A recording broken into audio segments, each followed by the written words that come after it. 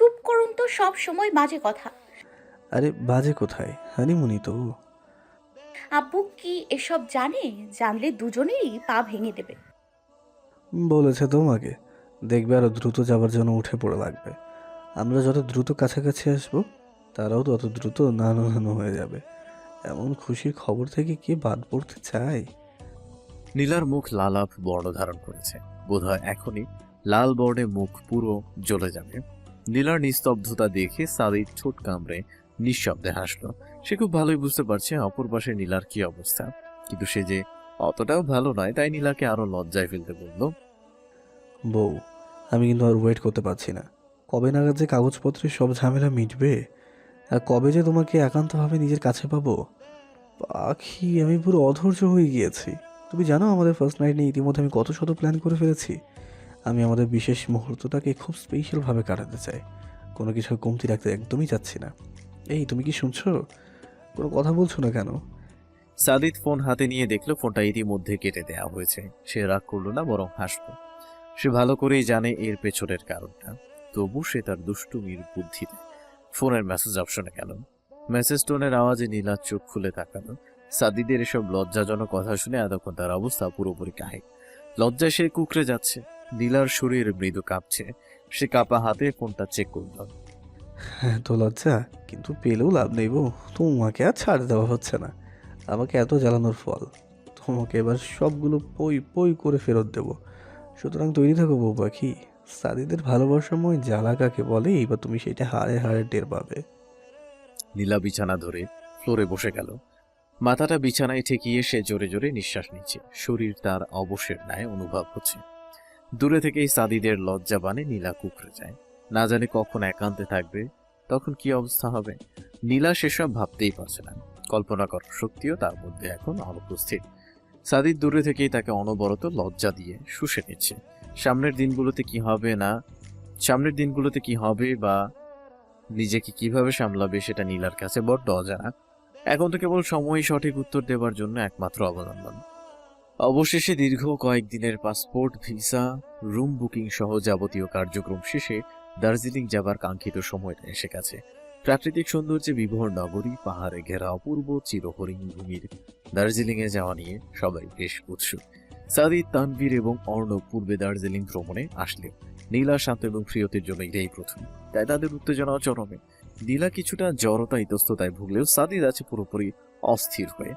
এতটা দিন সে প্রতিটা মুহূর্তে চরম অস্থিরতায় বিরাজ করেছে। সাথে নীলাকেও তার অসহ্যকর লজ্জাবানে কুকড়ে দিয়েছে। নীলার পক্ষে সেসব দাঁত চেপে সহ্য করা ব্যতীত আর কোনো উপায় ছিল না। নতুবা সাদিদ ভালোর জন্য, কিন্তু খারাপের জন্য এক শেষ। তার কথা মতো চলতে বলে সে খুবই ভালো, কিন্তু সামান্য দেখিয়ে হলেই তার অন্তর কাঁপানো ধমক টমক খেয়ে ফেলতে হয়। আর নীলা এত দ্রুত হার্ট ফিল করে পরপারগামী হতে চায় না। তাই ভদ্র মেয়ের মতো কথা শুনে ফেলাতেই মঙ্গল। সাদিদরা গাড়িতে করে হজরত শাহজালাল আন্তর্জাতিক এয়ারপোর্টে এসে নামল। নীলা বাস জার্নিতে ক্লান্ত হয়ে যায়। আর ঢাকা থেকে দার্জিলিং জার্নির জন্য সবচেয়ে সুবিধাজনক সড়কপথ হচ্ছে উত্তরবঙ্গের বুড়িমারি সীমান্ত অতিক্রম করে যাওয়া। চ্যাংরাবান্ধা দিয়ে ভিসা করা থাকলে ঢাকা থেকে লালমনিরহাটের বুড়িমারি সীমান্তে ইমিগ্রেশনের প্রক্রিয়া শেষ করে চ্যাংরাবান্ধা থেকে বাসে শিলিগুড়ি চলে আসা যায়। তারপর শিলিগুড়ি জিপ স্টেশন থেকে দার্জিলিংগামী টাটা সুমো বা কমান্ডার জিপের টিকিট কেটে সরাসরি দার্জিলিং চলে আসার পথ। ভাড়া জনপ্রতি 120 ভারতীয় রুপির মতো। শিলিগুড়ি থেকে দার্জিলিং যেতে প্রায় 2.5 ঘন্টা সময় লাগে।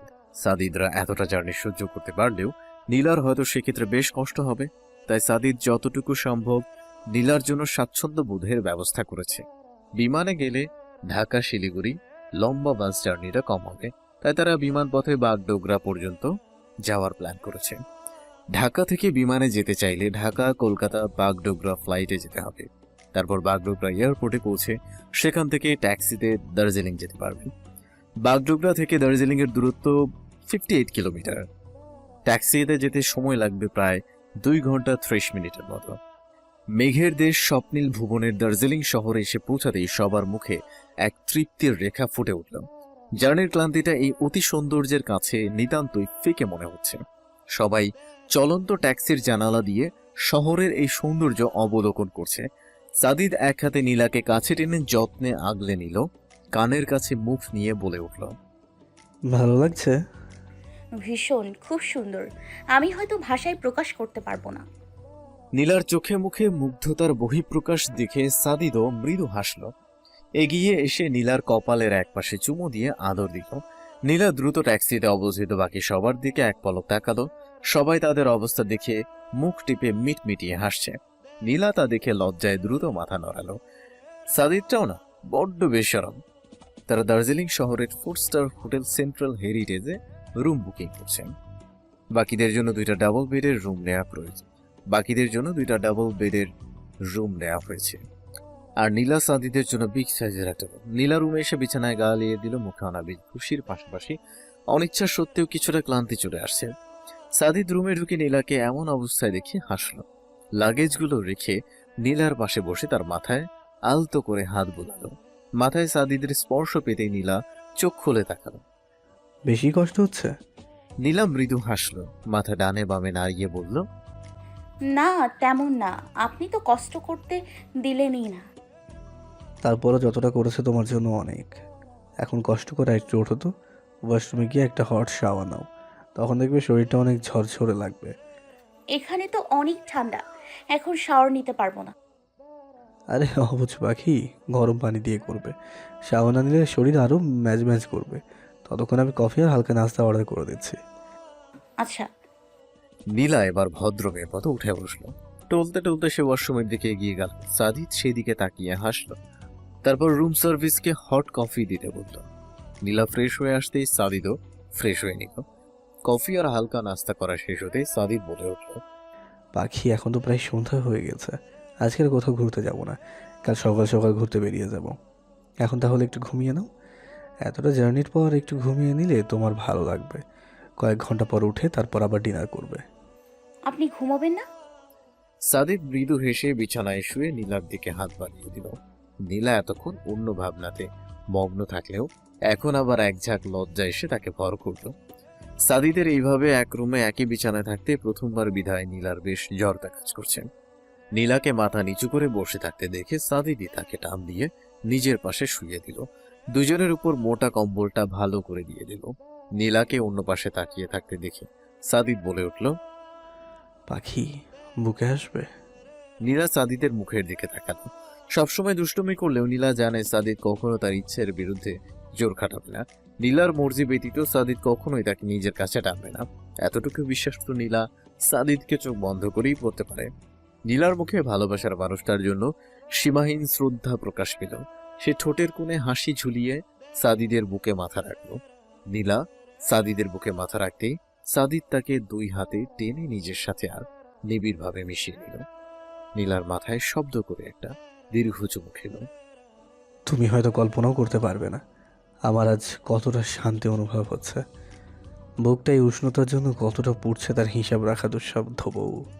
বুকটা বা দার্জিলিংয়ের পরিবেশের মতোই শীতল হয়ে গেল। নীলা সাদিদের মুখে এমন কথা শুনে তার বুকে মুখ গুজে নিঃশব্দে হাসল। সাদিদের কাছে এই মুহূর্তটা ভাষায় প্রকাশ করার মতো নয়। তার প্রাণ পাখি তারা এতটা কাছে, একই বিছানায় একই কম্বলের নিচে তারা অবস্থান করছে। এমন একটা দিনের প্রত্যাশা সাদিদের কত করেছে সেটা কেবল সেই জানে। আর আজ দুজনে এতটা কাছে আছে ভাবতেই সাদিদ খুশিতে পুলকিত হচ্ছে। এর থেকে সুখের মুহূর্ত আর কি হতে পারে। সাদিদ মাথা নিচু করে নীলার দিকে তাকালো। তার চোখের পাতা মৃদু নড়াচড়া করছে। ক্লান্তিতে কিছুক্ষণের মধ্যেই বোধহয় সে ঘুমিয়ে যাবে। সাদিদ নিজের চোখ বন্ধ করে নীলার মাথায় হাত বুলিয়ে দিতে লাগলো। সাদিদের এসব জার্নিতে প্রবলেম হয় না। সে স্বাভাবিকভাবেই নীলার মাথায় হাত বোলাচ্ছে। মিনিট 10 পরেই সাদিদ তার বুকে নীলার ঘন নিঃশ্বাস অনুভব করতে পারল। তার প্রাণ পাখি ঘুমিয়ে পড়েছে। সাদিদ মৃদু হেসে নীলাকে আস্তে করে বালিয়ে শুয়ে দিল। তার একটা ফ্রেশ ঘুম প্রয়োজন। সাদিদ ঝুঁকে এসে এক দৃষ্টিতে নীলার মুখটার দিকে তাকিয়ে রইল। তার ডান গালে হাত রেখে বাম গালে চুমু দিল। একে একে নীলার গালে কপালে গুটি কয়েক চুমু খেল। নীলার ক্লান্তিতে এসবে বিন্দুমাত্র হুঁশ নেই। সাদিদ আবারও নীলাকে এমন গভীরভাবে ঘুমাতে দেখে হাসল। আবারও সে কপালে দীর্ঘ একটা চুমু খেয়ে আদর করল। তারপর আস্তে করে নীলার পাশে শুয়ে তাকে নিজের সাথে আষ্টে পৃষ্ঠে জড়িয়ে নিল। নীলা ঘুমিয়ে পড়লেও সাদিদের যে ঘুম হবে না। একে তো নীলা তার এতটা কাছে রয়েছে, দ্বিতীয় তাদের মধ্যে বৈধ সম্পর্ক। নিজের স্ত্রী এতটা কাছে থেকেও দূরে থাকলে এটা যে সহ্য করা যায় না। সাদিদের জন্য তা আরো কষ্টদায়ক। সে যে নীলাকে খুব বেশি চায়, সেটা হোক শারীরিক বা মানসিক। কোনো ক্ষেত্রেই নীলার প্রতি সামান্য দূরত্বটা সে সহ্য করতে পারে না। কিন্তু সাদিদ তাকে ভীষণ ভালোবাসে, তাই নীলাকে ভালোবাসতে চায়, কষ্ট দিতে নয়। নীলা যে এখন প্রচন্ড ক্লান্ত সেটা সাদিদের বুঝতে বিন্দুমাত্র অসুবিধা হচ্ছে না। তাই তো এত কাছে থেকেও সে নীলাকে কাছে টানেনি। নীলা হয়তো সাদিদের কথা ভেবে না করতে পারতো না, কিন্তু সাদিদ যে এমনটা করবে না, এই মেয়েটাকে ভালোবাসে সে। সে তাকে সীমাহীন চায়, দুষ্টুমি করে হয়তো বারবার লজ্জায় ফেলে, বিনা কারণে হেনস্থা করে, কিন্তু তাই বলে যে তার কষ্ট বুঝবে না এমন প্রেমিক বা স্বামী সে নয়। সাদিদ নীলার মাথায় হাত বুলিয়ে তার ঘুমন্ত মুখটার দিকে আবারও তাকালো। এক দৃষ্টিতে মুগ্ধ চোখে নিজের প্রাণ পাখিটাকে দেখতে লাগলো। এই মুগ্ধতার যেন কোনো শেষ নেই। দীর্ঘ সময় অতিবাহিত হওয়ার পর একটা সময় সে আবেগময় কণ্ঠে নিচু স্বরে বলে উঠল, ভালোবাসি পাখি, খুব বেশি। এতটা পথ জার্নি করে গত রাত্রে নীলা বেঘরে ঘুমিয়েছে। সাদিদ আর বিরক্ত করেনি। সকালে ঘুম থেকে উঠে নীলা নিজেকে খুব ফ্রেশ অনুভব করলো। রাতে তাড়াতাড়ি ঘুমিয়ে পড়াতে নীলার ঘুম সাদিদের আগেই ভেঙে গেছে। নীলা চোখ পিটপিট করে খুলে তাকালো। তার পাশেই সাদিদ তাকে আষ্টে পৃষ্ঠে জড়িয়ে ধরে ঘুমাচ্ছে। কিন্তু নীলা বেশ অবাক হলো একটা জিনিস লক্ষ্য করে, দার্জিলিংয়ে বরাবরই ঠান্ডা বেশি। এক কথায় বলা চলে অসময়ে বৃষ্টিপাত, কুয়াশা আর বছরের একটা নির্দিষ্ট সময়ে হালকা তুষারপাতে আবহাওয়াতে সবসময় শীত শীত ভাব। আর নীলার মতো শীত কাতুরে মেয়ে হলে তো কথাই নেই। রুম হিটার থাকলেও নীলার প্রচন্ড ঠান্ডা লাগছে। সে কম্বল মুড়িয়ে গুটিসুটি বেড়ে শুয়ে রয়েছে, কিন্তু অপর পাশে সাদিদের শরীর উন্মুক্ত। হয়তোবা নীলাকে জড়িয়ে রয়েছে বিধায় কম্বলটা সরাতে পারেনি। সেই জন্য নিজের পরনের শার্টটাই খুলে পাশে রেখে দিয়েছে। সাদিদের সাথে এমন উন্মুক্ত অবস্থায় শুয়ে আছে বিধায় নীলার বেশ লজ্জা লাগতে লাগলো। কিন্তু তারপরও সে বেহায়ার মতো সাদিদের মুখমণ্ডল পর্যবেক্ষণ করতে লাগলো। ইস, কি মুগ্ধ তার চোখে মুখে। নীলা হাত বাড়িয়ে তাকে স্পর্শ করতে গিয়েও লজ্জা পেয়ে সরিয়ে নিল, কিন্তু বেহায়া চোখ জোড়াকে সামলাতে পারল না। সাদিদের বক্ষ রোমে নীলার নজরটা আটকে রইল। সুগঠিত পুরুষদীপ্ত শরীরের সাথে বক্ষরোমটা খুব সুন্দরভাবে মানিয়ে গেছে। নীলা দ্রুত চোখ সরিয়ে নিল। সে আবার কবে থেকে এত তার নির্লজ্জ হয়ে গেল? হয়তোবা সঙ্গ দোষে অটোমেটিক্যালি প্রভাব পড়েছে। আপন মনে ভেবেই নীলা নিঃশব্দে লাজুক হাসল। কম্বল সরিয়ে বিছানা থেকে উঠতে গেলেই হাতে টান পড়ল। নীলা কিছু বুঝে ওঠার আগেই সাদিদ তাকে হ্যাচকা টানে বিছানায় ফেলে তার উপর আধ শোয়া হলো। নীলা তার এমন কাণ্ডে ভ্যাবা চাকা খেল। এমন করেছেন কেন? তোমার জন্য। মানে আমি আবার কি করলাম? এতক্ষণ ধরে আমাকে দেখে কোনো ফ্রি না দিয়ে চলে ফ্রি হবে। নীলার শুকনো একটা ঢোক গিলল। সাদিদ কিভাবে টের পেল? সে তো ঘুমিয়েছিল। নীলা হার না মেনে চাপা বাজিতে লাগলো। একদম মিথ্যে কথা বলবেন না, আমি এমন কিছু করিনি। তাই বুঝি? তাহলে এমন আটকে যাওয়া গলায় কথা বলছো কেন? না মানে আপনার জন্য, আপনাকে এমনভাবে দেখলে যে কোনো মানুষেরই কণ্ঠ আটকে যাবে। নীলার মিথ্যা কথায় সাদিদ মাথা নিচু করে ঠোঁট কামড়ে হাসল। পর মুহূর্তেই নীলার দুই হাত বিছানার সাথে ঠেসে ধরে সাদিদ নিজের মুখ তার মুখের একদম কাছে নিয়ে গেল। নীলার মুহূর্তের মধ্যেই দৃষ্টি এলোমেলো হতে লাগলো। সাদিদের তপ্ত নিঃশ্বাস নীলার চোখে মুখে পড়তে সে মৃদু কেঁপে উঠতে লাগলো। কিন্তু তোমার তো সবকিছুই আটকে যায়, এই যেমন এখনকার কথাটাই বললে। সাদিদের টিটকারি কথায় নীলা মুখ ফিরিয়ে লাজুক হাসল।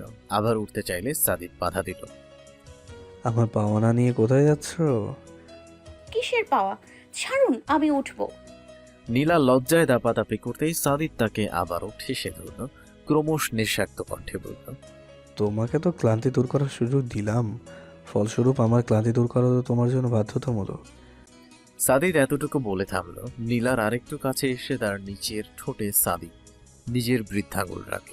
ঠোঁটে সাদিদের আঙুলের স্পর্শ পেতে নীলা মৃদু কেঁপে উঠল। সাদিদ কয়েকবার আলতো করে তার ঠোঁটে স্লাইড করতে করতে নেশালো কণ্ঠে বলল, আমার ক্লান্তি দূর করার এনার্জি দেবে না? প্লিজ উঠতে। নীলাকে আর কিছু বলার সুযোগ না দিয়ে সাদিদ তার অধরে নিজের অধর ছুঁয়ে দিল। নীলার মনে হচ্ছে তাকে কেউ কারেন্ট দিয়ে শক দিচ্ছে। ভেতরে নাম না জানা ভূমিকম্পের ন্যায় অনুভব হচ্ছে। নীলা সাদিদের উন্মুক্ত পিঠ খামচে ধরল। ধারালো নখের আঁচড়ে পিঠ বোধহয় ছিলে যাচ্ছে। সাদিদ আরো একবার নীলার ঠোঁটে আদর দিয়ে নিজেকে সরিয়ে আনলো। নীলার ব্রুক ক্রমশ ওঠানামা করছে। জীবনে প্রথম সাদিদের থেকে এমন স্পর্শ পেয়ে নীলা নিজেকে ঠিক সামলাতে পারছে না। সাদিদ নীলার অবস্থা দেখে কানের কাছে মুখ নিয়ে ফিসফিসিয়ে বলে উঠল, এইটুকুতে এই অবস্থা, সামনে তুমি কি করবে সেটা আমি ভাবতেই পারছি না। ব্যান্ডেজ তো শিওর এক বক্স লাগবে। নীলার লজ্জায় লাল হয়ে যাওয়া মুখ ফিরিয়ে চোখ খুলে সাদিদের দিকে অবাক দৃষ্টিতে তাকালো। মানে সে সাদিদের কথাটি কাজ করতে পারেনি। সাদিদ নিচের ঠোঁট কামড়ে মৃদু হেসে বলল, এখনই বোধহয় পিঠ কেটে রক্ত বের হচ্ছে, সামনের জন্য তো বক্স লাগবেই। নীলার লজ্জায় বোধহয় কান দিয়ে ধোয়া বের হচ্ছে। সে সাদিদকে মৃদু একটা ধাক্কা দিয়ে নিজের উপর থেকে সরালো। তারপর এক দৌড়ে ওয়াশরুমে।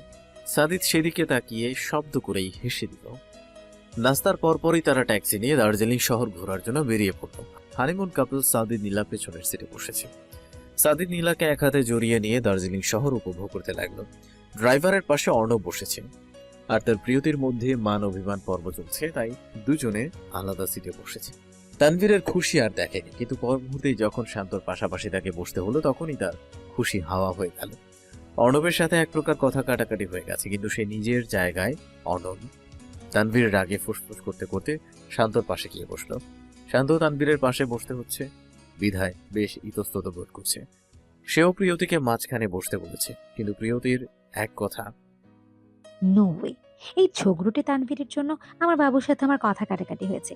এই ছেলের পাশে আমি কিছুতেই বসবো না। একটা থাপ্পড় মারবো মিথ্যা কথা বলে। তোর নিজের জন্য কথা শুনেছিস? তানভীর সাইড থেকে আবারও প্রিয়তির সঙ্গে লাগতে গেলে সাদিদ ঝমকে উঠল। চুপ কর তোরা, আর একটা কথা বলবি না। দাদা, আপ গাড়ি স্টার্ট কিজিয়ে। ট্যাক্সির চালকও তাদের ঝগড়ায় অবাক দৃষ্টি রেখে গাড়ি স্টার্ট করলো। গন্তব্য এখন জাপানিজ টেম্পল এবং পিস প্যাগোডা। শান্ত প্রিয়তিকে অনেক বলেও রাজি করাতে পারেনি, তাই বাধ্য হয়ে তাকেই মাঝখানে বসতে হচ্ছে। সে একটা বিষয় ভেবে কুল করতে পারছে না, এমন সাধারণ বিষয় নিয়ে এই ছেলেটা এত ঝগড়া কিভাবে করতে পারে।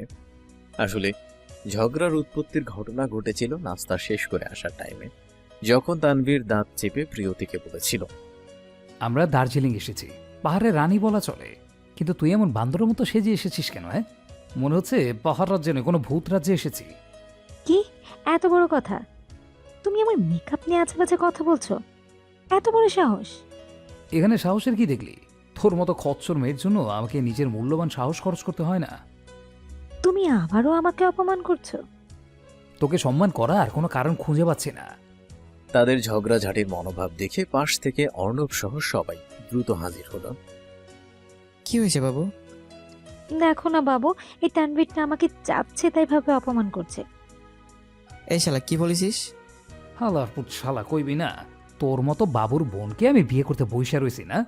ফালতু কথা বাদ দিয়ে কি বলেছিস সেটা বল। চরম সত্যি একখান কথা, তোর এই বাবুকে আমার ভূত বলে মনে হচ্ছে। ভাবছিলাম খায়াটা কিছু পরিষ্কার হয়ে যাইব, কিছু হইছে, কিন্তু যতলা লাগাইছে এখনো কয়েক কেজি বাকি। আমি শুধু এটাই বললাম। দেখলে বাবু কি বাজে কথা? আমি তো শুধু primer, concealer, foundation, compact powder, eyeliner, eyeshadow আর ম্যাট লিপস্টিক, এই আর অল্প কিছু জিনিস দিয়ে মেকআপ করেছি। এটা কি খুব বেশি বলো? প্রিয়তি বাবুর মতোই ফিস বানিয়ে কথাটা বলল। অর্ণব একটু গলা কেশে তানভীরের দিকে তাকালো। এখন এই ছেলেকে কিছু বললে সেওর উল্টো হাতাহাতি লেগে যাবে, তাই বেশ নরম গলায় প্রিয়তিকে বলল, বাবু বেশি না, এই যে কমলা লিপস্টিকটা অল্প একটু মুছে দাও, সাথে চোখের উপরে লাল লালগুলো যেগুলো লাগিয়েছো সেগুলো একটু মুছে ফেলো, দেখবে তোমাকে আরো বেশি সুন্দর লাগবে। তার মানে তুমিও এই তানভীরের সাথে মিলে কথা বলছো? খবরদার আমার কাছে আসবা না, তোমার সাথে আমার কোনো কথা নাই। এই বলে প্রিয়তি রাগ দেখিয়ে সামনে চলে যেতেই অর্ণব পেছন থেকে হাত টেনে ধরে। প্রিয়তি আরো রেগে গিয়ে সবার সামনেই তার হাত ঝাটকা দিয়ে সরিয়ে দিয়েছিল, যার জন্যই অর্ণবেরও রাগ হয়েছে। দার্জিলিং শহরের পাহাড়ি রাস্তাগুলো বেশ আঁকা বাঁকা। আচমকা গাড়ির মোড় ঘুরতেই শান্ত বেখেয়ালিতে তানভীরের গায়ের উপর এসে পড়ে, আর তৎক্ষণাৎ তার ভাবনাতে ব্যাঘাত ঘটল। আচমকা শান্তর এভাবে ব্যালেন্স হারানোটা তানভীরও আন্দাজ করতে পারেনি, তাই সে শান্তর কোমর চেপে ধরল। পুরুষালী শক্ত হাতের ছোঁয়াতে শান্ত বর্তমান সবকিছু বুঝে শিহরিত হতে লাগলো। সে একেবারে তানভীরের সাথে মিশে রয়েছে। উপস্থিত সবাইও এমন একটা পরিস্থিতিতে পড়ে চমকে গেছে। তানভীর আর চোখে বাকি সবাইকে দেখে শান্তর কোমর থেকে হাত সরিয়ে তাকে ধমকে উঠল। চোখ কোথায়? দেখছিলে না সামনে মোড় রয়েছে? সত্য সব। তানভীর রাগ দেখিয়ে জানালার বাইরে দৃষ্টি নিক্ষেপ করলো, কিন্তু অপরদিকে শান্ত আজ একদমই রাগ করেনি। তার জানা নেই, কিন্তু তার রাগ হচ্ছেই না, বরং তার অজান্তে খুব খুশি অনুভব হচ্ছে। কেননা বাউয়াল রিসোর্টের সেদিনের রাতের পর থেকে তানভীর তার সাথে ভুলেও কথা বলেনি। এক প্রকার তার ছায়াও মারাতে সে অনিচ্ছুক। এরপর থেকে বার কয়েক দেখা হলেও তানভীর তাকে এক প্রকার এড়িয়ে গেছে। যেখানে শান্তর রাগ করার কথা, সেখানে তানভীরের এমন আচরণ তার বোধগম্য হয়নি। কিন্তু আজকে রাগ করে হলেও তানভীরের মুখে নিজের জন্য কোনো শব্দ শুনে শান্তর ভালো লাগছে। অজান্তেই তার ঠোঁটের কোণে মিষ্টি হাসি ফুটে উঠল, আর চোখে তানভীরের মুখে একটা পাশ দেখতে পেয়ে তার হাসির রেখা বিস্তৃত হলো। জাপানিজ টেম্পল এবং পিস প্যাগোডাতে এসে নীলা সহ সবাই মুগ্ধ চোখে দেখতে লাগলো। সত্যি কথা বলতে গেলে এরকম নান্দনিক শিল্প চোখে দেখলে মুগ্ধতা এসে বিরাজ করবেই। দার্জিলিং শহরের উঁচু ইমারতগুলোর মধ্যে এই পিস প্যাগোডা অন্যতম। দার্জিলিং শহর থেকে 10 মিনিটের ড্রাইভিং সিটের ডিস্টেন্সে অবস্থিত এই দোতলা সাদা বৌদ্ধ মন্দিরটি তৈরি করা হয়েছিল ট্র্যাডিশনাল জাপানিজ স্টাইলে 1972 সালে। মন্দির থেকে অল্প দূরেই রয়েছে পিস প্যাগোডা, যেখানে বৌদ্ধের 4টি অবতার দেখানো হয়েছে। এই প্যাগোডার টপ থেকে কাঞ্চনজঙ্ঘা সহ দার্জিলিংয়ের পাহাড় শ্রেণীর অতীব সুন্দর দৃশ্যপটের দেখা মেলে। নীলা শুধু ছবিতে এই কাঞ্চনজঙ্ঘা নিয়ে হট্টগোল দেখে এসেছে। আজ চোখের সামনে এমন দৃশ্য দেখে খুশিতে তার চোখে অশ্রুকণার অস্তিত্ব প্রকাশ পেল। সাদিদ নীলাকে এক হাতে বুকে চেপে ধরে নিঃশব্দে হাসল। সে নীলার অনুভূতি বুঝতে সক্ষম। তারা যখন সর্বপ্রথম এমন দৃশ্যের সম্মুখীন হয়েছিল, আবেগে তারাও আপ্লুত হয়েছিল। প্যাগোডা থেকে তারা রওনা দিল হ্যাপি ভ্যালি টি স্টেটের উদ্দেশ্যে। দার্জিলিং চক বাজার থেকে এই টি স্টেটটির দূরত্ব প্রায় 3 কিলোমিটার। দার্জিলিং ভ্রমণে আসবেন অথচ দার্জিলিং এর বিখ্যাত টি স্টেট দেখবেন না, এমনটা কি হয় নাকি? তাই কাছ থেকে দার্জিলিং চা বাগান না দেখলে অনেক কিছু মিস করে যাবে। এটি 1854 সালে স্থাপিত 440 একর জমির উপর বিস্তৃত দার্জিলিং শহরের দ্বিতীয় প্রাচীন চা বাগান। এখানে কিছু কিছু চা গাছ রয়েছে যেগুলো প্রায় 100 বছরের বেশি পুরনো। 1500-এর বেশি শ্রমিক এই হ্যাপি ভ্যালি টি স্টেটে কাজ করে। ছবির ন্যায় সুন্দর এই চা বাগানটির মাঝখান দিয়ে পাহাড়ের ঢাল বেয়ে হাঁটা এবং ফ্যাক্টরিতে গিয়ে সরাসরি চা প্রসেসিং দেখা এক অসাধারণ অভিজ্ঞতা বলা চলে। এই সুন্দর চা বাগান থেকে পুরো শহরের প্যানোরামিক ভিউ দেখা যায়। 100 রুপি খরচ করে গাইডের মাধ্যমে পুরো চা বাগানও চা উৎপাদন দেখতে পাওয়া যায়। আবার ইচ্ছে থাকলে এখানে চা খাওয়ার সাথে চা পাতা কেনারও সুযোগ আছে। সাদিদরা একদম অরিজিনাল হ্যাপি ভ্যালি টি স্টেটের চা খেতে ফ্যাক্টরির একদম সামনে চলে আসলো। আশেপাশে আরো অনেকগুলো টি শপ রয়েছে, কিন্তু অরিজিনাল হিসেবের তুলনা হয় না। একজন লোকাল মহিলা এখানে হ্যাপি গোল্ডেন নামে ছোট্ট একটা চায়ের শপ চালান। তিনি মূলত ফ্যাক্টরির চায়ের পাতা সংগ্রহ করে চা বানান। সাদিদরা সবাই ব্ল্যাক টি নিল। চায়ের কাপে এক চুমুক দিয়েই নীলা শান্ত প্রায় চেঁচিয়ে উঠল, ওয়াও, অসাধারণ টেস্ট! এর জন্যই বোধহয় দার্জিলিংয়ের এই টি টেস্ট এত বিখ্যাত। জাস্ট অসাধারণ। বাকি সবাই তাদের উচ্ছ্বসিত মনোভাব দেখে হাসল। তানভীরও আর চোখে শান্তকে দেখতে লাগলো। মুহূর্তেই তার বুকের বাম পাশে তীক্ষ্ণ একটা ব্যথা অনুভব করতে সে দ্রুত দৃষ্টি ফেরালো। অন্য পাশে তাকিয়ে বার কয়েক জোরে শ্বাস টানলো। সাদিদ তাকে খেয়াল করে বলল, কিরে, তুই ঠিক আছিস? হ্যাঁ, আমি ঠিক আছি। আমার চা খাওয়া শেষ। আমি ট্যাক্সির কাছে গিয়ে দাঁড়াচ্ছি, তোরা আয়। তানভীর কাউকে কিছু আর বলার সুযোগ না দিয়ে দ্রুত জায়গা ছেড়ে সামনে হাঁটা দিল। শান্ত তার গমন পথের দিকে তাকালো। সে কিছুতেই এই ছেলেটাকে বুঝে উঠতে পারে না এতক্ষণ কত দুষ্টুমি করছিল, আর হঠাৎ করে এমন গম্ভীর। সাদিদরাও চা খেয়ে বাগান থেকে বেরিয়ে পড়ল। সাদিদ ট্যাক্সির সামনে এসে অর্ণবার তানভীরের উদ্দেশ্যে বলল, আজকে আর বেশি দূরে কোথাও ঘুরতে যাব না। এখান থেকে বেরিয়ে ইসলামিয়া হোটেলে লাঞ্চটা করে অবজারভেটরি হিলে চলে যাব। সেখানটা ওদেরকে দেখিয়ে সোজা হোটেলে। ওকে? সাদিদের কথাটা ধরতে দুই দুষ্টু বন্ধুর বেশি সময় লাগলো না। তারা দুজনে দুপাশ থেকে সাদিদের কাঁধে ধাক্কা দিয়ে মিটমিটিয়ে বাঁকা হাসছে। সাদিদ তাদের কর্মকাণ্ডে নিচের ঠোঁট কামড়ে মাথা নিচু করে হাসতে লাগলো। নীলা চোখ বাঁকিয়ে তীক্ষ্ণ চোখে তাদেরকে পরখ করতে লাগলো। বিষয় কিছু বুঝে উঠতে না পেরে বোকার মতো প্রশ্ন করল, কেন? আর কোথাও গেলে কি সমস্যা? নীলার বোকামার্কা প্রশ্ন শুনে অর্ণব আর তানভীর পেট ধরে হাসতে লাগলো। এবার শান্ত প্রিয়তিও এই দুই বাদরকে তীক্ষ্ণ চোখে দেখতে লাগলো। শান্তর বোধ হয় এতক্ষণে সত্যি শান্তি ফিরে এসেছে। সে এক দৃষ্টিতে মুগ্ধ চোখে তানভীরের ঠোঁট বাঁকিয়ে হাসি দেখতে লাগলো। কিন্তু পর মুহূর্তেই তানভীর আর সাদিদের হাব ভাব দেখে পাশে দাঁড়ানো প্রিয়তির দিকে তাকালো। তারা দুজনে একে অপরের দিকে তাকালো। দুজনের দৃষ্টি মিলিত হতেই তারা মাথা নিচু করে লাজুক হাসলো। তারপর মানসম্মান রক্ষার্থে ভদ্র মেয়েদের মতো নিজেদের জায়গা ত্যাগ করে দ্রুত গিয়ে ট্যাক্সিতে উঠে বসলো। মনে মনে দুজনই আওড়ালো, সবগুলো বেশরম, এমন ভাবে কেউ লোকসম্মুখে বলে? নীলা এখনো ভিতর ডিমের মতো এই অদ্ভুত মানবরূপী জীবগুলোকে দেখছে। সাদিদ এগিয়ে এসে নীলার পাশে দাঁড়াতেই সে আবারও বলে উঠল। সবাই এমন করলো কেন? আমি তো কিছুই বুঝতে পারলাম না। সাদিদ এবার নীলার কোমর পেঁচিয়ে ধরে নিজের সাথে মিশিয়ে দাঁড় করালো। নীলা আশেপাশে তাকাতেই সাদিদ তার নাকে নিজের নাক ঘষা দিয়ে বলে উঠল। তোমার এসব বোঝার কথাও না, তুমি তো আমার পিচ্ছি বউ পাখি। আমি বুঝি পিচ্ছি? সরি মাই ডিয়ার ভাই, পিচ্ছি, বাট অ্যাডাল্ট পিচ্ছি। বলেই সাদিদ নীলার গালে আলতো করে কামড় বসালো। নীলা গাল ঘষে চোখ বাঁকিয়ে তাকাতেই সাদিদ তাকে চোখ টিপে দিল। আর নীলা আবারও লজ্জা পেয়ে আশেপাশে একবার তাকিয়ে মাথা নিচু করল। দুষ্টু সবগুলো কিন্তু গাড়িতে বসে হানিমুন কাপলের এই মিষ্টি রোম্যান্সটা দেখতে মিস করবে না। তারা বাগান থেকে বেরিয়ে সোজা লাঞ্চের জন্য ইসলামিয়া হোটেলে চলে আসলো। দার্জিলিং মসজিদের পাশে অবস্থিত এই হোটেলটা ট্যুরে আসা বাঙালিদের জন্য খুবই বিখ্যাত একটা হোটেল। খাবারের প্রাইস রিজনেবল কিন্তু স্বাদে অনন্য। দার্জিলিং এর স্থানীয়রা ভাতের সাথে গরুর মাংস এবং মসুর ডাল খেতে খুব পছন্দ করে। তাই সাদিদরা প্লেন রাইসের সাথে মসুর ডাল সহ tandoori chicken, veg fried rice, matar paneer, paneer butter masala, chicken masala, beef bhuna, beef kebab, beef মম এবং বিফ চিলি অর্ডার দিয়েছে। জম্পেশ একটা লাঞ্চ শেষে তারা একটু রেস্ট নিয়ে দার্জিলিং এর দ্য মল এবং অবজারভেটরি হিলের উদ্দেশ্যে বেরিয়ে পড়ল। চৌরাস্তা স্কোয়ারের নিকটবর্তী দার্জিলিং এর এই মল সবসময় জমজমাট। দোকানপাট, বেকারি, রেস্টুরেন্ট, চা, নানা রকম স্ট্রিট ফুড ঘোরায় চলা সহ এই মল পর্যটকদের জন্য এক আনন্দময় স্থান।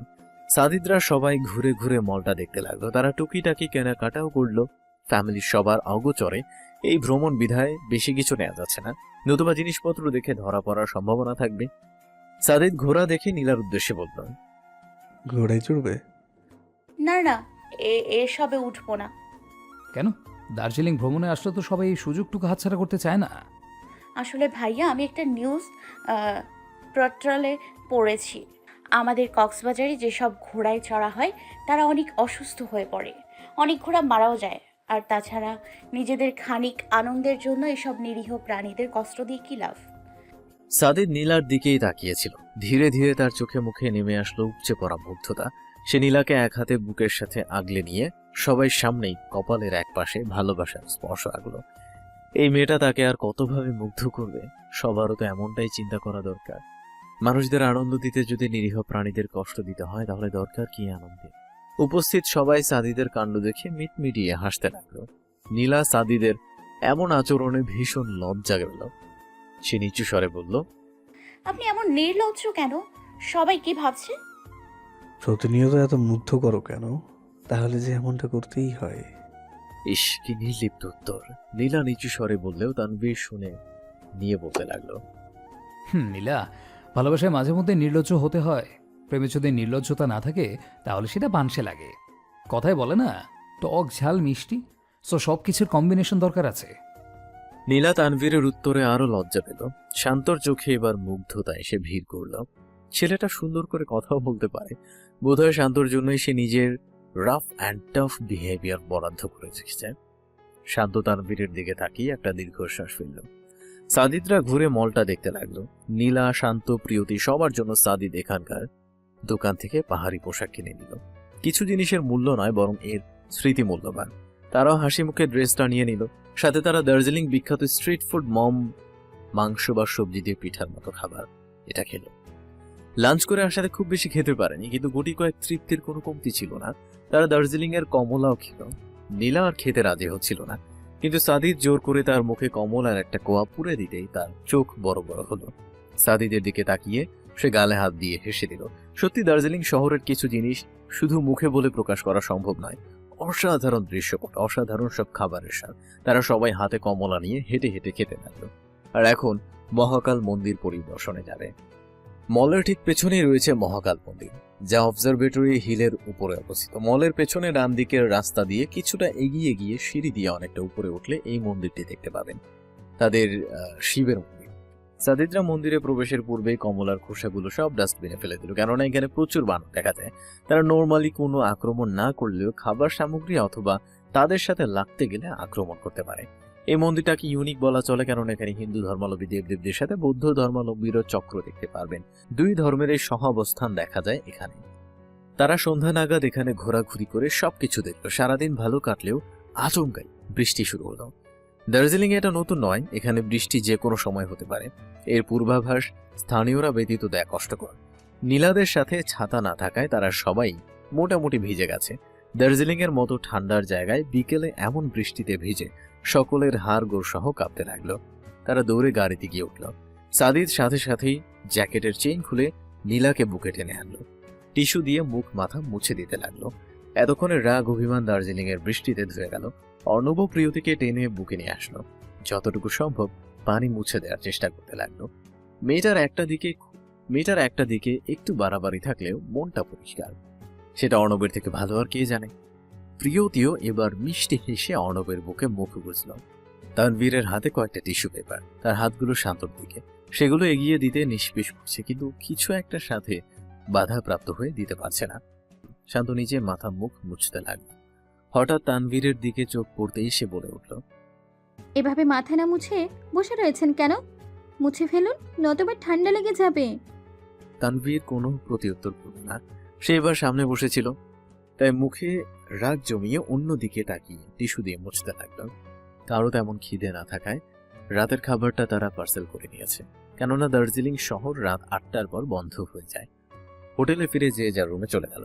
সাদির দরজায় লক খুলতেই নীলা প্রথমে প্রবেশ করল। মুহূর্তেই তার মুখটা অটোমেটিকলি হা হয়ে গেল। সাদির দরজা লক করে পেছন থেকে তার পেট জড়িয়ে ধরল। নীলার কাঁধে মুখ ঘষে পড়ল। বৃষ্টিতে ভিজে গিয়েছ, চেঞ্জ করবে না? জি জি। নীলার এতক্ষণে সবকিছু মাথায় আসছে। তখনকার তাদের দুষ্টু কথাগুলো এক এক করে তার মাথায় আসতে লাগলো। সেবার লজ্জায় পুরোপুরি জমে যাচ্ছে। সাদিদ তার কাঁধে ছোট্ট একটা চুমু খেয়ে বলল, তাহলে ড্রেসটা চেঞ্জ করে নাও, নতুবা ঠান্ডা লেগে যাবে। নীলা বিনা বাক্য ট্রলি ব্যাগের দিকে এগিয়ে দিতে সাদিদ বাধা দিল। লাগবে না, ওয়াশরুমে তোমার কাপড় পেয়ে যাবে। নীলার এবার শ্বাস আটকে যাওয়ার অবস্থা, কিন্তু সে এবারও শব্দহীন ভাবে ওয়াশরুমের দিকে এগিয়ে গেল। জানতে চেয়ে কি হবে সাদিদের যেসব পূর্ব পরিকল্পিত। নীলা ওয়াশরুমে গিয়ে আরেক দফা অবাক হলো। রুমের মতো ওয়াশরুমও ফুল দিয়ে সাজানো, লাল গোলাপে ছেয়ে আছে চারপাশ। লজ্জায় নীলার গাল ক্রমাগত লাল হতে লাগলো। ওয়াশরুমের এক পাশে একটা ঝুড়িতে নীলা একটা চিরকুট লাগানো দেখতে পেল। সাদিদের হাতের গুটি গুটি অক্ষরে লেখা, তাড়াতাড়ি চলে আসো, আমি অধীর আগ্রহে অপেক্ষা করছি। ঝুড়ির ভিতরে হাত দিয়ে নীলা শপিং ব্যাগ খুঁজে পেল। আকাশি সাদা রঙের মিশেলে পাতলা একটা ওয়েটলেস শাড়ি, তাতে শাড়ির জন্য প্রয়োজনীয় বাদবাকি জিনিস। ব্লাউজটা দেখে নীলার চোখ বেরিয়ে আসার উপক্রম। সাদিদ যে দুষ্টুর সাথে অসভ্যের শিরোমণি নীলা হাড়ে ঠাড়ে টের পাচ্ছে সেটা। আরও রয়েছে শাড়ির সাথে মিলিয়ে 2 জোড়া কাঁচের চুড়ি। এসব দেখে নীলার শরীর কাঁপতে লাগলো, কিন্তু এখন কিছু করারও নেই। সাদিদ তার কথাতে অনড়। সে আগেই বলে রেখেছিল, নীলাও না পেরে রাজি হয়েছিল, কিন্তু এখন যে বর্তমান পরিস্থিতিতে নিজেকে সামলাতে পারছে না। এখন কি হবে? নীলা শাড়িটা পাশে রেখে গরম পানি নিল। শরীর বেশ শীত করছে। অসময়ের নতুন জায়গায় বৃষ্টিতে জ্বর সর্দি বাঁধিয়ে দিতে পারে, তাই শরীর এবং মাথায় গরম পানি ঢেলে অল্প সময় একটা শাওয়ার নিয়ে নিল। হাত কাঁপা সত্ত্বেও সে শাড়িটা কোনোভাবে পরার চেষ্টা করল। শাড়ি আর ব্লাউজের এমন করুণ অবস্থা দেখে নীলার এখন হাত পা ছড়িয়ে কান্না করতে ইচ্ছে করছে। সাদিদ বাহির থেকে দরজায় নক করল। এই পাখি, কি করো এতক্ষণ? পানির শব্দ কিসের? তুমি কি শাওয়ার নিয়েছো? নীলার গলার আওয়াজ আসছে না। সাদিদ আবারও আওয়াজ দিল। এ কি হলো, কথা বলছো না কেন? বেবি, আই ওকে? জি আসছি। নীলা কাঁপা কাঁপা গলায় কথাটা বলে ওয়াশরুমের দেয়ালে শরীর ঠেকিয়ে জোরে জোরে শ্বাস ফেলতে লাগলো। আরো কিছুক্ষণ পার হতেই বাহির থেকে সাদিদের চিন্তিত গলা শুনে নীলা দরজা খুলল। দরজার সামনেই সাদিদ দাঁড়িয়েছিল। নীলাকে দেখে তার বুকটা শব্দ করে ধকধক করে উঠতে লাগলো। সাদিদ দুষ্টুমি করে শাড়ির সাথে কোনো সেফটি পিন রাখেনি, তাই এমন শাড়ি সামলে রাখতে নীলার বেশ হিমশিম খেতে হচ্ছে। সে শাড়ির আঁচল দিয়ে পুরো শরীর ঢেকে মূর্তির মতো দাঁড়িয়ে আছে। সাদিদ একটা ঢোক গিলে মাথা ঝাঁকালো। নীলাকে বলে সেও ফ্রেশ হতে চলে গেল। সাদিদ যেতেই নীলা যেন হাফ ছাড়ল। এতক্ষণ গলায় এসে দমটা আটকে রয়েছিল।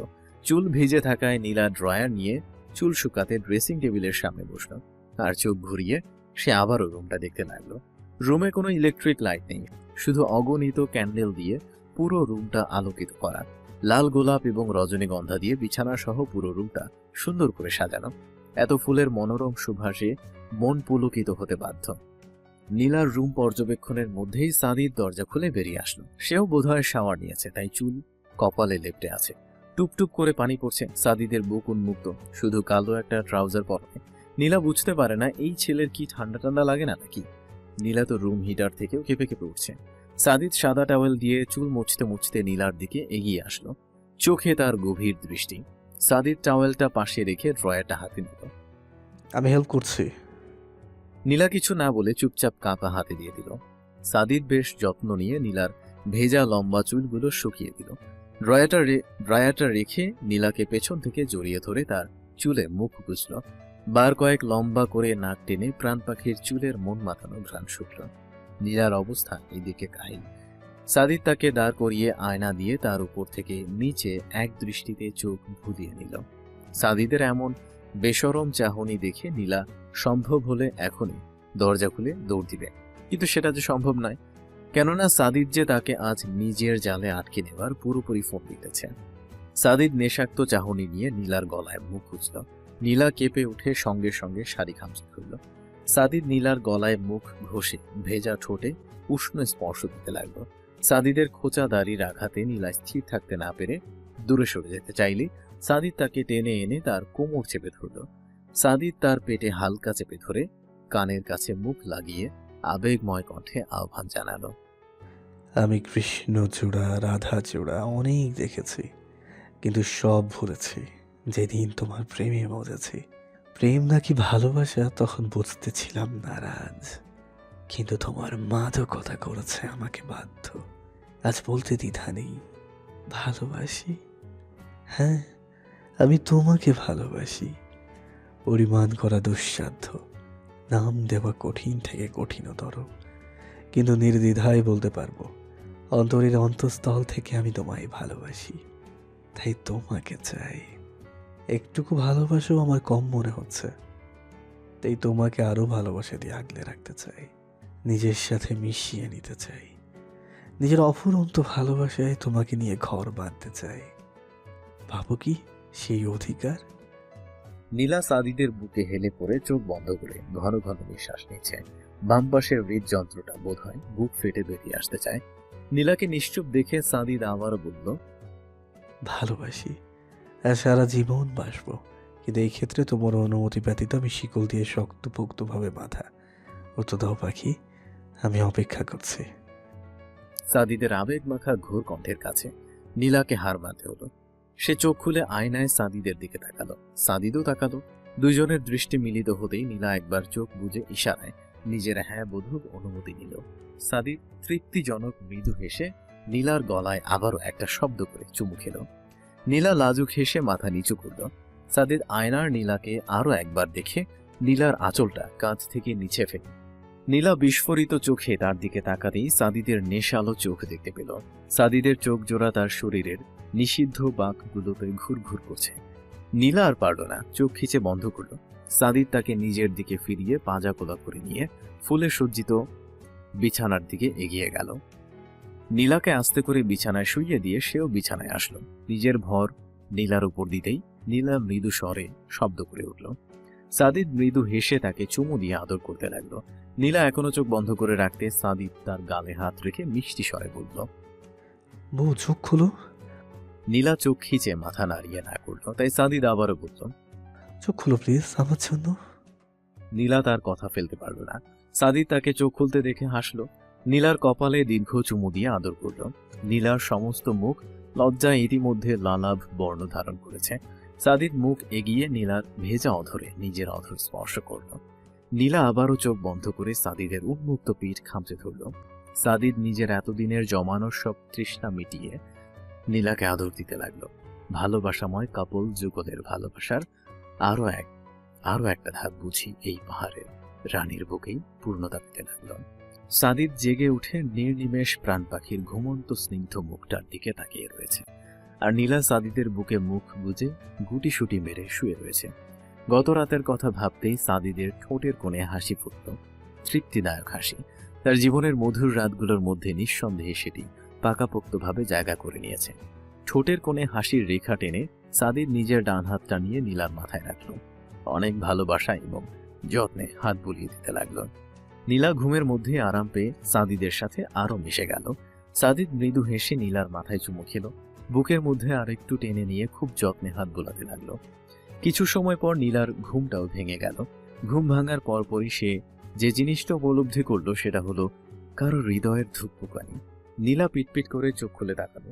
তাকে কেউ নিজের সাথে আষ্টে পৃষ্ঠে জড়িয়ে আছে। সে মাথা উপরে তুলে তাকাতেই সাদিদের সঙ্গে দৃষ্টি মিলিত হলো।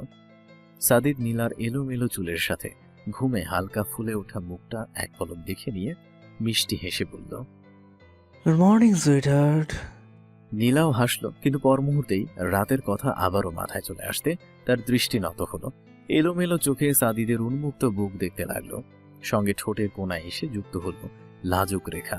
সাদিদ তীক্ষ্ণ চোখে নীলার সবটা পরখ করছে। তাকে অবাক করে দিয়ে নীলা নিজেকে সাদিদ থেকে ছাড়িয়ে নিল। অন্য পাশে মুখ ফিরিয়ে চোখ বন্ধ করল। সাদিদ প্রথমে ভ্যাবাচাকা খেয়ে গেলেও পর মুহূর্তে বিষয়টা আঁচ করতে পারল। নীলা রাতেও একবার এমনটা করেছে। সাদিদ নিচের ঠোঁট কামড়ে হাসল, তারপর নীলার দিকে এগিয়ে গেল। সাদিদের কাছে আসা টের পেয়ে নীলার শরীর মৃদু কাঁপতে লাগলো। সাদিদ একেবারে নীলার শরীর ঘেঁষে এসে তাকে পেছন থেকে টেনে নিজের বুকের সাথে চেপে ধরল। নীলার কাঁধে সে মুখ বুজে দুষ্টু স্বরে বলল। মর্নিংয়ে বললেন, আবার গিফটও দিলে না, এটা কেমন অভদ্রতা? নীলা ঘাড় ঘুরিয়ে তাকালো, কিন্তু দৃষ্টি স্থির রাখতে পারল না। আবারও লজ্জায় মুখ ফিরিয়ে আনলো। সাদিদ এবার একটু উচ্চ স্বরে হাসলো। নীলা তাতে আরো লজ্জা পেল। সাদিদ কম্বল পেঁচিয়ে নীলাকে টেনে বুকের উপর নিয়ে আসলো। তার গালে হাত রেখে মিহি স্বরে বলল। আমার লজ্জা বদি লাজুক লতালে। নীলা বিনা বাক্যে সাদিদের বুকে মুখ গুজল। সাদিদ হাসতে হাসতেই তার মাথায় চুমু দিল, তারপর বলল, আমার গিফট তোমারটা দিয়ে দিলাম। নীলা বুঝতে পেরে হাসল। লজ্জা লাগছে প্রচুর। তারপরও সাদিদের উন্মুক্ত বুকে ছোট্ট করে চুমু এঁকে দিল। সাদিদ প্রশান্তিতে নীলাকে আরো শক্ত করে আগলে নিল। প্রতিটি সকাল মনোমুগ্ধকর হওয়ার জন্য এর থেকে বেশি সাদিদের আর কি চাওয়ার আছে। নাস্তা খাওয়ার সময় ঘটে গেল আরেক বিপত্তি। সাদিদ নীলা টেবিলে আসতেই দুষ্টুগুলোর মিটমিটানি শুরু। সাদিদ দুই বন্ধুকে কয়েকবার চোখ রাঙিয়েছে, কিন্তু কে শুনে কার কথা। তারা তাদের দুষ্টমিতে মশগুল। নীলা লজ্জায় পারে না এখান থেকে দৌড় লাগাতে। তানভীরের হঠাৎ করে সাদিদের গলায় চোখ পড়তেই তার চোখ জোড়া তীক্ষ্ণ হলো। দার্জিলিং এ বেশ ঠান্ডা, তাই দুইজনে এমন প্যাকেট হয়ে আসলেও কেউ কিছুই মনে করেনি। কিন্তু সাদিদের গলায় মাফলারটা তার ঠিক মাথায় আসছে। ছোটবেলার বন্ধু হিসেবে সে ভালোই জানে এমন ঠান্ডাতে সাদিদ গলায় মাফলার পেঁচাবে না। তুষারপাত ব্যতীত তাকে মাফলাতে খুব কমই দেখা যায়। সে আচমকা সাদিদের গলার মাফলারটা টান দিয়ে সেটা নিজের হাতে নিল। বিষয়টা এতটাই দ্রুততার সহিত ঘটেছে যে সাদিদ সেটা আঁচ করতে পারেনি। সে কিছু বলবে তার আগেই তানভীর বলে উঠল, তোর তো ঠান্ডা কম, তুই এসব পড়েছিস কেন? সে কথা থামিয়ে দিল। এক দৃষ্টিতে সাদিদের দিকে তাকিয়ে থেকে হঠাৎ করে ঠোঁট কামড়ে হাসতে লাগলো।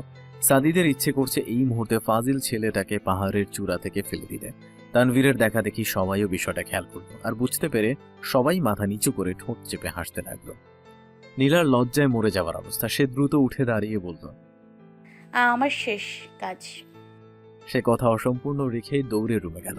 সাদিদ বন্ধুগুলোর দিকে একবার চোখ রাঙিয়ে নীলার পিছু গেল। নীলা সোজা বিছানায় গিয়ে উপর ঘরে শুয়েছে। দ্রুত শ্বাস ওঠানামা করছে তার। সাদিদ দরজায় এসে দাঁড়াতেই নীলাকে দেখতে পেল। দরজাটা লক করে এসে সে নীলার পাশে বসল। আদর মাখা কণ্ঠে ডেকে পড়ল, পাখি। জি এই বউ। জি এই প্রাণ পাখি। জি এই বাবাই আর আম্মু। জি। নীলা এবার মুখ তুলে তাকালো। সাদিদের দুষ্টুমি বুঝে উঠতে পেরে লাজুক হাসলো। সাদিদ নীলার পাশে শুয়ে পড়ল। এক হাতে ভর দিয়ে নীলার মুখের দিকে তাকিয়ে থাকলো নির্নিমেষ। নীলা লজ্জা পেয়ে হাসলো। নিচু স্বরে বলল, সবাই কি ভাবছে? আমার খুব লজ্জা লাগছে। কি ভাববে? এটা আমাদের জন্য নর্মাল বিষয়। দুষ্টুগুলো এমনিতে ফাজিল হলেও তোমার সামনে কিছু বলবে না, তাই তুমি নিশ্চিন্তে থাকো। তার মানে আপনার সামনে বলবে? সাদিদ ঠোঁট চেপে হাসল। নীলার কানের সাথে মুখ লাগিয়ে ফিসফিসিয়ে বলল, শুধু বলবে না, বহুত কিছু করবে। তোমার হয়তো সেসব হজমে গোলাবে না। বলেই সাদিদ নীলার কানের লতিতে আলতো করে কামড় বসালো। নীলা তার কথায় এবং কাজে আরো লজ্জিত হলো। সাদিদ উঠে দাঁড়িয়ে বলল, আর লজ্জা পেয়ে লাভ নেই ম্যাম, এবার আমাদের যেতে হবে, তাই উঠুন। নীলা লজ্জা রাঙা মুখটা নিয়ে সাদিদের সাথে চলে আসলো। সবার সাথে আসতেই তারা ট্যাক্সিতে গিয়ে বসলো। সাদিদরা পদ্মজা নাইডু হিমালয়ান জুওলজিক্যাল পার্কের সামনে এসে থামল। এটা দার্জিলিং চিড়িয়াখানা নামে বেশি পরিচিত। প্রায় 67.56 একরের এই পার্ক হিমালয়ান পার্ক নামে পরিচিত। দার্জিলিংয়ে যত ট্যুরিস্ট স্পট রয়েছে তার মধ্যে সবচেয়ে বেশি সময় লাগে এই দার্জিলিং জু দেখতে, কেননা এখানে এত বেশি দেখার জিনিস রয়েছে যে দেখে কুল করা যায় না। মোটামুটি 3 ঘন্টার উপর সময় লাগে এখানে সবকিছু ঘুরে দেখতে। পাহাড়ে অবস্থিত এই পার্কে হিমালয়ান অঞ্চলের snow leopard, Siberian tiger, Himalayan নেকড়ে, ক্লাউডেড লিওপার্ড, কালো ভাল্লুক ও রেড পান্ডার মতো কিছু বিরল প্রাণী সহ পাখি ও সরীসৃপ জাতীয় প্রাণীদের দেখা মিলবে। এই জুওলজিক্যাল পার্কে ছড়িয়ে আছে 2 শতাধিক প্রজাতির উদ্ভিদ, 100 বছরের পুরনো বহু ওক গাছ এবং 50-এর বেশি প্রজাতির আছে। জুয়ের বার্ড সেকশনে আছে গোল্ডেন ফিজেন্ট, সিলভার ফিজেন্ট এবং কালিজ ফিজেন্ট, আছে blue gold macaw, red eyed cuckoo, বিভিন্ন ধরনের parakeet, grey peacock, Himalayan monal, hill ময়নার মতন চোখ ধাঁধানো রং বেরঙের কিছু সুন্দর পাখি। এটি বৃহস্পতিবার ব্যতীত সাপ্তাহিক বাকি দিন খোলা থাকে। উল্লেখ্য যে এখানে জু, হিমালয়ান মাউন্টেনিয়ারিং ইনস্টিটিউট এবং বেঙ্গল ন্যাচারাল হিস্ট্রি মিউজিয়াম একই সঙ্গে অবস্থিত, তাই ঘুরে দেখতেও সময়ও লাগে প্রচুর। এখানে প্রবেশ টিকিটের মূল্য মাথা পিছু ভারতীয়দের জন্য 60 রুপি এবং বিদেশিদের জন্য 100 রুপি করে। 6 বছরের ছোট্ট বাচ্চাদের জন্য টিকিটের প্রয়োজন হয় না, আর ক্যামেরার জন্য বাড়তি 10 রুপি দিতে হয়।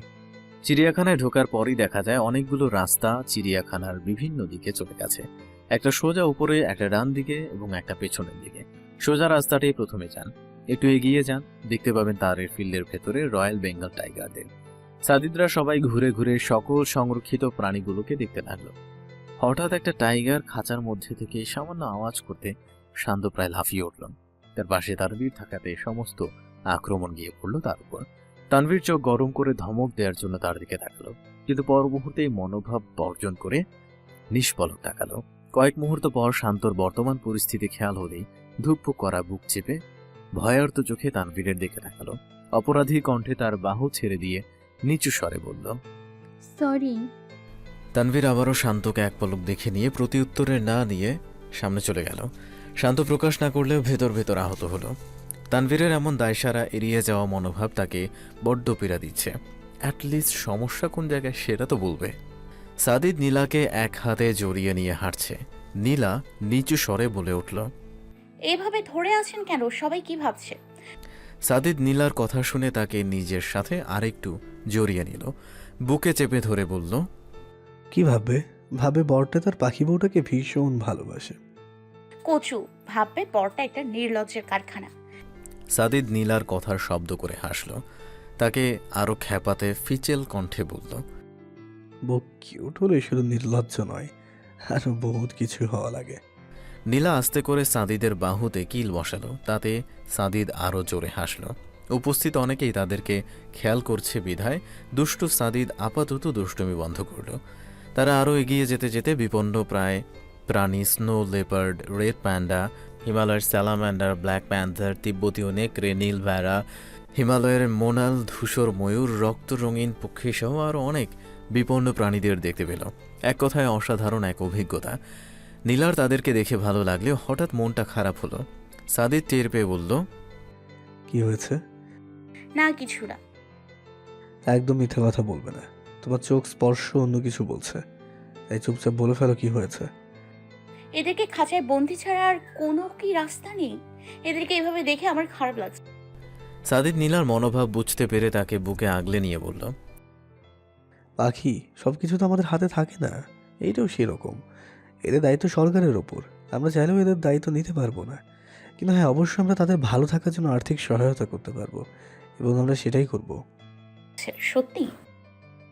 সাদিদ হেসে নীলার নাক টিপল, তারপর বলল, আমার পাখি সত্যি। নীলাও হাসল। এবার সেও সাদিদের পিঠে হাত দিয়ে তার সাথে আরো মিশে দাঁড়ালো। মাথা উঁচিয়ে নির্নিমেষ দেখতে লাগলো সাদিদ নামক এই সুপুরুষটাকে, যে শুধুমাত্র নীলাকেই ভালোবাসতে জানে না, বরং সবাইকে ভালোবেসে আগলে রাখাটাই তার চরিত্রের বৈশিষ্ট্য। ভালোবাসে সে, এই ছেলেটাকে সে ভীষণ ভালোবাসে। সাদিদ নীলার এমন চাহনি দেখে ভ্রুজোড়া নাচিয়ে বলল, কি? না কিছু না। আমার উত্তর কবে পাবো, নাকি এখনো সময় হয়নি? নীলার মনের কথাটা আচমকা সাদিদের কণ্ঠে শুনে নীলা হকচকিয়ে গেল। সাদিদ তার অবস্থা দেখে ঠোঁট কামড়ে হাসল, কপালের এক পাশে আদর দিল। নীলা সাদিদের বুকে মুখ গুজে লাজুক হেসে নিচু স্বরে বলল, অপেক্ষা করুন, সবুরের ফল মিষ্টি হয়। এমনিতেই ডায়াবেটিসের আশঙ্কায় চিন্তিত বউ, আর মিষ্টি হলে যে নামহীন রোগে আক্রান্ত হব। নীলা এবার জোরেই সাদিদের বুকে চিমটি কাটল, মিনমিনিয়ে বলল, অসভ্য পুরুষ। তারা হিমালয়ান মাউন্টেনিয়ারিং ইনস্টিটিউটে পৌঁছাতেই এভারেস্ট বিজয়ী শেরপা তেনজিং নোরগের স্মৃতিস্তম্ভটি দেখতে পেল। কি সাহসী মানব! 1953 সালে পৃথিবীর ইতিহাসে প্রথমবার মাউন্ট এভারেস্ট জয় করেছিল এডমন্ড হিলারি এবং শেরপা তেনজিং নোরগে। তার এই স্মৃতিচরণে এবং সাধারণ মানুষকে পর্বতারোহণের ব্যাপারে উৎসাহিত করাই ছিল এর লক্ষ্য। বিশ্বের অন্যতম পর্বতারোহণ কেন্দ্র হিসেবে স্বীকৃত এই ইনস্টিটিউটের ভিত্তিপ্রস্তর স্থাপিত হয়েছিল 1954 সালে। বিশ্বের অসংখ্য পর্বতারোহী তাদের দক্ষতা বিকাশের জন্য এখানে আসে। বর্তমানে এখানে বেসিক ক্লাইম্বিং থেকে অ্যাডভান্সড লেভেলের ক্লাইম্বিং সহ বিভিন্ন ধরনের ট্রেনিং দেওয়া হয়। আর বর্তমানে পর্যটন স্পট হিসেবেও এই ইনস্টিটিউট যথেষ্ট জনপ্রিয়তা অর্জন করেছে। এই ইনস্টিটিউটের ভেতরে একটা মিউজিয়ামও রয়েছে, যেখানে পর্বত আরোহণের জন্য বিখ্যাত বিভিন্ন জিনিস রাখা হয়েছে। পর্বতারোহীদের জন্য বা সাধারণ ট্রেকারদের জন্য এই মিউজিয়াম খুঁটিয়ে দূরে দেখা অবশ্যই উচিত। তাদের কাছে এটা সোনার হরিণ শামিল। স্যার হিলারি এবং তেনজিং নোরগের ব্যবহৃত পর্বতারোহণের সরঞ্জাম এবং পর্বতারোহণের জন্য যে সে যুগে ব্যবহৃত বিভিন্ন দুষ্প্রাপ্য ছবি এবং শিক্ষামূলক বেশ কিছু বিষয় জানা যায় এখানে আসলে। কিন্তু এই মিউজিয়ামের ভেতরে ছবি তোলা অ্যালাউড নয়। সাদিদরা বেঙ্গল ন্যাচারাল হিস্ট্রি মিউজিয়ামও পরিদর্শন করেন। ঘুরে ঘুরে দেখতে লাগলো নাম জানা অনেক কিছু। বিভিন্ন পশু পাখির দেখা পাওয়া যায় এই মিউজিয়ামে। 100 থেকে 150 রুপি খরচ করে ঐতিহ্যবাহী পোশাক পরে ছবি তোলারও সুযোগ আছে। নীলারা উৎসাহ নিয়ে খুঁটিয়ে খুঁটিয়ে দেখতে লাগলো। সবাই যখন মিউজিয়াম দেখতে মশগুল, তখন তানভীর এবং অর্ণব সাদিদকে টেনে সাইডে আনলো। কি করিস, এমন টানাটানি করছিস কেন? নইলে আর কি করব, তোর তো দর্শনই পাওয়া যাচ্ছে না। সাদিদ তানভীরের কথায় হাসলো, হাসি মুখেই বলল, আচ্ছা বল, কি বলতে চাস? এবার তানভীর আর অর্ণব একে অপরের দিকে তাকিয়ে মিচকে হাসি দিল। তানভীর পকেট থেকে কাগজে মোড়ানো একটা প্যাকেট নিয়ে সাদিদের হাতে তুলে দিল। সাদিদ প্রশ্নবোধক দৃষ্টিতে তাকাতেই সে বলল, খুলে দেখ। সাদিদ আর কিছু না বলে প্যাকেটটা ছিঁড়তেই ভেতরে জিনিস রেখে দ্রুত তার পকেটে ঢুকালো। দুই বন্ধুর পিঠে ঘুষি বসাতে বসাতে বলল, হারামির দল, এইসব কি? আরে শালা মারোস কেন? এই লেগে কয় আজকাল কারো ভালো করন নাই। লাথি খাবি এসবকে ভালো বলে? নীলা যেন দেখতে কি ভাববে বুঝতে পারছিস? আর আমি এবার থাম, হারগুলা ভাঙিয়ে ফেলাইতেছোস। তো নীলাঞ্জনের জন্য এই উপকার করলাম, এখন ধন্যবাদ না জানি আমাদেরকে মারছিস। সাদি থাম, এবার কিন্তু আসলে ব্যথা লাগছে। সাদিদ এবার থামল। এখনও চোখ গরম করে তাদের দিকে তাকিয়ে রয়েছে। বন্ধুগুলো আসলেই এক একটা বদমাশের অংশবিশেষ। তানভীর শার্টের কলার ঠিক করতে করতে আবারও সাদিদের পাশে ঘেঁষে দাঁড়ালো। নিচু স্বরে মিনমিন করল, শালা তোর লাইগা চুরি করি আর তুই কস চোর। সাদিদ আবারও চোখ গরম করে তাকাতেই তানভীর তার কাঁধ জড়িয়ে ধরে দুষ্টু হেসে বলল, আরে চেতোস কেন? তুই তো বউ ভাইয়া বেসামাল হয়ে গেছোস, তাই আমরা দোসরা তোর উপকারে লাগে এই মহৎ কাজটা করলাম। হারামি এটাকে মহৎ কাজ বলে? হাই পেটা, মহৎ নয় তো আর কি? যদি কোনো অঘটন ঘটায় ফেলোস তাহলে কি হইব? তোর তো ইদানি কোনো কিছুতেই হুঁশ নাই, আমরা ওইসব ভুলে চলবো। সাদিদ এবার হেসে ফেলল। তানভীর আর অর্ণবকে হাসতে হাসতেই আরও এক দফা উত্তম মাধ্যম দিল। সাদিদ মার দিয়ে হাসছে আর তারা বিনিময়ে মার খেয়েও হাসছে। এ যেন বন্ধুত্বের এক সুন্দরতম দৃশ্য। সাদিদ দুই বন্ধুর কাঁধে জড়িয়ে ধরে হেসে বলল, এই রিয়েটের দল, আমাকে কি তোদের গর্ধব বলে মনে হয়? আমাদের বিয়েটা যেহেতু এখনো পরিবারের সবাই জানে না, তাহলে তোদের কি মনে হয় আমি এইসব দিকে খেয়াল রাখবো না? আমার সব দিকে খেয়াল আছে, তাই তোদের এমন মহল চিন্তার প্রয়োজন নেই। আহা, আরে দোষ রাইখা দে, তুই যাচ্ছিস এক্সট্রা থাকা দরকার, বলা তো যায় না। সাদিদ এবার কথা শেষ করবার আগেই দুটোকে দৌড়ানি লাগালো। তারা দম ফাটানো হাসিতে মেতে উঠে দৌড়াচ্ছে। সাদিদের ঠোঁটের কোনায়ও হাসির রেখা, অবশ্য তাতে লজ্জার ছিটে ফোটাও নেই। সে কি আর নীলা নাকি? মিউজিয়াম থেকে বাহির হয়ে তারা সেন্ট জোসেফ কলেজটা দেখে আসতে লাগলো। বহু পুরনো এই কলেজটার নামডাক অনেক। বছর পুরনো এই কলেজটি অনেকেই হয়তো মুভিতে দেখেছেন। শাহরুখ খানের সেই বিখ্যাত মুভি ম্যাহুনা, এটার কথা কার অজানা? এই কলেজে সেটা শুটিং হয়েছিল, কিন্তু কলেজের ভেতরে প্রবেশের অনুমতি নেই। কিন্তু সাদিদ কি না কি দেখে এমনি ফিরে যাওয়ার লোক। দারোয়ানের সাথে ভাব করে মোটা অঙ্কের রুপি ঘুষ দিয়ে নীলাদের নিয়ে ভেতরে প্রবেশ করে। কলেজ প্রাঙ্গণ থেকেই চোখে পড়ে কাঞ্চনজঙ্ঘার মনোমুগ্ধকর রূপ। সাদিদরা বহু পুরনো এই কলেজটা ঘুরে ঘুরে দেখতে লাগলো। নীলার এনার্জি লেভেল এবার জিরোতে এসে দাঁড়িয়েছে, তাই সে এক সাইডে বসে পড়ল। আচমকা এমন হওয়াতে সাদিদ দ্রুত কাছে আসলো, চিন্তিত হয়ে বলল, এই পাখি কি হয়েছে? কিছু না, একটু পানি দিন। নীলা মুখে হাসি নিয়েই বলল। সাদিদ দেরি না করে পানির বোতল খুলে নিজেই তাকে খাইয়ে দিল। নীলা পানি খেয়ে সাদিদের বুকে হেলে পড়ে জোরে জোরে শ্বাস টানতে লাগলো। সাদিদ তাকে একটু রেস্ট নিতে দিল। মিনিট 10 পর নীলা বুকের থেকে মুখ তুলে হাসল। সাদিদ তীক্ষ্ণ চোখে তাকাতেই বলল, সরি, সকালের নাস্তাটা ভালো করে করিনি, তাই বোধহয় একটু খারাপ লেগেছিল। সাদিদের চোখে মুখে এতক্ষণ চিন্তারা বাসা বাঁধলেও এবার রাগের কুণ্ডলী প্রকাশ পেল। সম্ভব হলে নীলাকে তুলে সে এখনই আছাড় মারে। সাদিদ দ্রুত উঠে গিয়ে অর্ণবের ছোট কাঁধের ব্যাগ থেকে কেক নিয়ে আসলো। নীলার উপর রেগে মেগে একশেষ, তারপরও রাগ নিয়ে নিজেই কেক খাইয়ে দিতে লাগলো। নীলা বিনা বাক্যে নত যেন করে খেতে লাগলো। এখন কিছু বলা মানেই ফ্রিতে মার। কলেজ দেখা ইতিমধ্যে হয়ে গিয়েছিল, তাই সাদিদ বলেছিল ফিরে যাবে, কিন্তু তাদের এখনও কেবল করে যাওয়া বাকি। তাই নীলা অনড় থাকলো, কেননা সে ভালোই জানে সাদিদ এমনটা তার জন্য বলছে, কিন্তু নিজের জন্য সবার আনন্দ মাটি হবে। তাই নীলা জেদ ধরেছিল, মানে যাবে মানে সে যাবেই, যার জন্য শেষ পর্যন্ত সাদিদ রাজি হয়েছে। কিন্তু নীলার সাথে একটা কথাও বলেনি। তারা রোপওয়ের জন্য গেল সিংহবাড়ি নর্থ পয়েন্টে, যা সেন্ট জোসেফ কলেজের কাছেই। রোপওয়ে বা কেবল কার, যা কিনা দেশের প্রথম কেবল কার সার্ভিস। এর যাত্রা শুরু হয়েছিল 1968 সালে। কলেজের উল্টো দিকে একটা খাড়া সিঁড়ি উঠে গেছে উপরে। 20-25টা ধাপ উঠে বাঁ দিকে একটু এগোলেই চোখে পড়বে রোপওয়েতে একবার গেট, যার পেশাকি নাম রঙ্গিত ভ্যালি প্যাসেঞ্জারে রুবেল কার। পাশেই রয়েছে টিকিট কাউন্টার। নীলা এতক্ষণ মেনে নিল, এবার এসে সাদিদের পাশ ঘেঁষে দাঁড়ালো।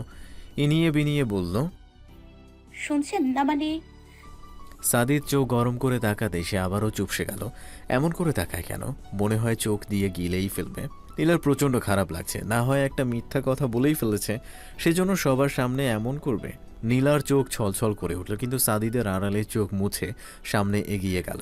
কিন্তু সাদিদ যে তার প্রাণ পাখিকে ছায়ার মতো আগলে রাখতে চায়, তাই তার লুকানো অশ্রুজল স্বামীর নিকট প্রকাশিত হলো। নীলা মনমরা হয়ে সবার সাথে হাঁটতে লাগলো। সাদিদ থেকে খেয়াল রাখছে, কিন্তু শব্দ ছাড়া। তাদেরকে রূপরয়ের জন্য লাইনে দাঁড়াতে হলো। সিজন টাইমে বেশ বড় লাইন হয় টিকিটের। রাউন্ড ট্রিপের ভাড়া বড়দের জন্য 200 এবং ছোটদের জন্য 3 থেকে 8 বছর যারা, তাদের জন্য 100। সিজনের সময় সকাল 10টা থেকে দুপুর 2টো পর্যন্ত টিকিট কাউন্টার খোলা থাকে। অফ সিজনে বর্ষাকালে এবং শীতকালে 10টা থেকে 4টা পর্যন্ত এই পরিষেবা পাওয়া যায়, কিন্তু প্রতি মাসের 19 তারিখে এই পরিষেবা বন্ধ থাকে রক্ষণাবেক্ষণের জন্য। সিংহমারি বেস স্টেশন 7000 ফিট থেকে কেবেলে করে, যার নিচের তুকবার 6000 ফিট টি এস্টেট স্টেশনে। এই 2.5 কিলোমিটার যাত্রাপথে সময় লাগবে 15 মিনিট। এখানে নেমে কিছুটা সময় কাটানো যায়, ঘোরা যায় চা বাগানে, নইলে টি প্রসেসিং দেখার গাইডের ট্যুর নেওয়া যায়। বেঞ্চে বসে উপভোগ করা যায় রঙ্গিত ভ্যালির অপার সৌন্দর্য। আর যদি ইচ্ছা করে তবে পাশেই একটা বাড়ির ছাদে ক্যাফেটেরিয়া আছে, সেখানে গিয়ে চা, কফি বা মোমো খেয়ে দেখতে পারবেন। এই কেবল কার চড়ার কিন্তু বেশ একটা অন্যরকম মজা আছে।